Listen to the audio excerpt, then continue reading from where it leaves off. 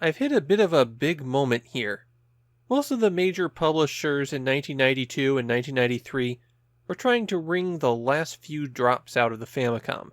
And Taito was no different from them, except for some reason, their Famicom games from this point on were printed in microscopically small quantities. The result is the last 6 Taito games for the Famicom are some of the rarest and most expensive games on the system. All 6 are members of the 10,000 yen club, games where you can expect to spend more than 10,000 yen for a cartridge-only copy. And in fact, 4 of them I'd put on my top 10 most expensive Famicom games list. And frustratingly, they're all pretty good games. These are games that any Famicom collector would be actively seeking out as a centerpiece for their collection. And kicking off this run of Grail games is Wanpaku Kokkun no Gourmet World. A simple little action platformer, but executed really well. The game was designed by Ino Kenji, a game designer whose work I would best describe as avant-garde.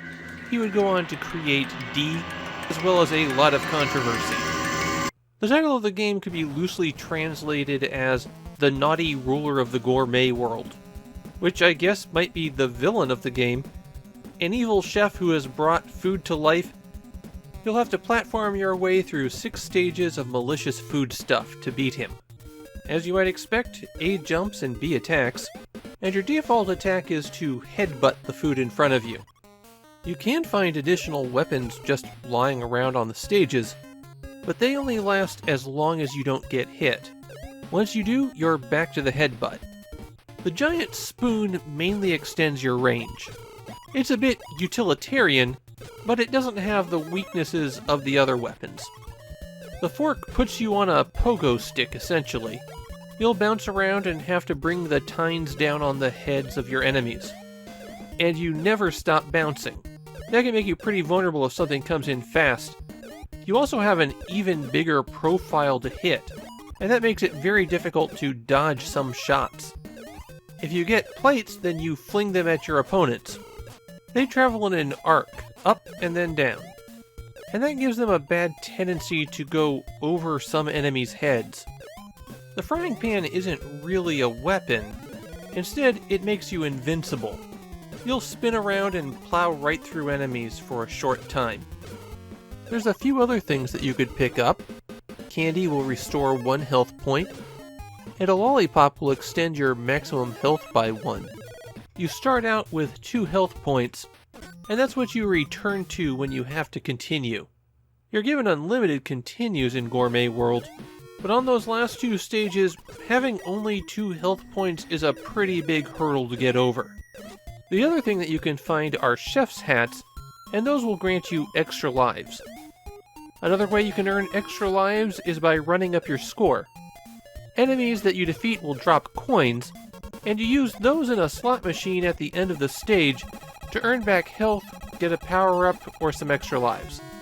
Remember that the rule for slot machines is always bet the maximum amount you can. You lose all of your coins when you die, which means if you have trouble with a boss, you've just made the game a lot harder. There are also some points on stages where you can climb up a ladder off the screen, and that will take you to a bonus area. There's 2 kinds of bonuses, one in which you have to use an extension arm to catch fish, and the other where you have to move a frying pan around to catch eggs that fall. In both of these stages there are also bombs that you have to avoid, and if you get a bomb, the bonus stage ends immediately. Otherwise, the stage will end after a certain amount of time. The stages in Gourmet World can be pretty tricky. You can move back and forth to some extent, but enemies will respawn if you go backwards, so you'll want to avoid that.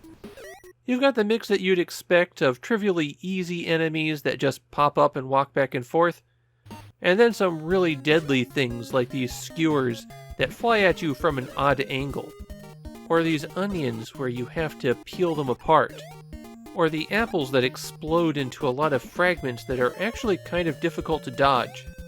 The bosses tend to be pretty tricky as well, especially since once you've been hit, you're reduced to headbutting them. There really isn't any trick to these other than to learn their patterns and be extra cautious.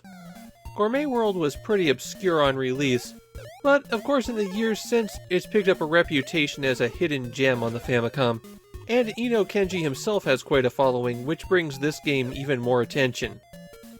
My feeling on Gourmet World is I'd like there to be a bit more of it. 6 levels is pretty short, and if you don't get stuck, you can probably finish the game in about an hour to an hour and a half. The last half of the game is pretty difficult, but not extremely so. The level design is pretty good, it's just the levels are kind of short. I enjoy the creative challenges that are scattered throughout the game, and it's kind of amusing that they're all called after a course in a meal, though they really don't represent that course especially well. I mean, the ice stage is the meat entree level, and the soup stage isn't a water stage at all. But even with that caveat, this is a cute, simple little game that's really enjoyable.